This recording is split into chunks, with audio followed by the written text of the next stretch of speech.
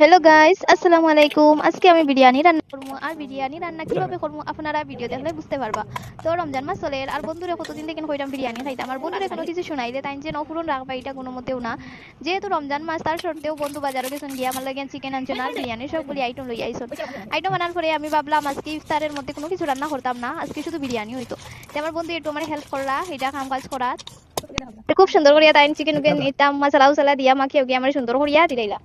তো রমজান মাস হলো আর অন্য কিছু হোক বিরিয়ানি খাওয়ার ইচ্ছা যখন মনের মধ্যে জাগে তখন আর না খাইলে আর আরাম থাকে না। তো এইদিকে কি দিয়েছে বয় দিছি বিরিয়ানি চাউল, চিকেন বিরিয়ানি বানাইতাম। আর এদিকে কি দিয়েছে আমার মাংসটা প্রেশার কুকারও বয় দিছি, কারণ রমজান মাস চলে আর তো টাইম নাই, তারা উড়া করে খাইলি তাই।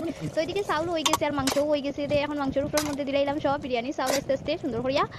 আর এখন ওই জীব খানি একটু করে খালি আজানের ওয়েট করলাম। আর এখন ধনিয়া পাতা উতা দিয়া আর সবগুলি এখন বালা করে মিক্স করে দিব, কারণ মিক্স না করলে নিচের যে জুল জালিটা আবার বিরিয়ানির মধ্যে ঢুকতো না। তো আপনারা ভিডিও কেমন লাগলো, ভালো লাগলে লাইক শেয়ার কমেন্ট করি। আর ওই দেখো নামটার বিরিয়ানি হয়ে গেছে খুব সুন্দরভাবে হয়েছে। আর এদিকে আমার শাশুড়ি মা খুব সুন্দর করিয়া তালার মধ্যে পেঁয়াজ তারপরে গাজর উজর সব কিছু দিয়া তাল সাজাইয়া রাখছইন। আর আমার বন্ধু কি দেখো একে একে তাল সাজাইয়া দিলা, সবরে সমান সমান ভাগ দিয়া দিলা। আর আমার ভিডিও ভালো লাগলে লাইক শেয়ার কমেন্ট করিও। বাই বাই, আল্লাহ হাফিজ।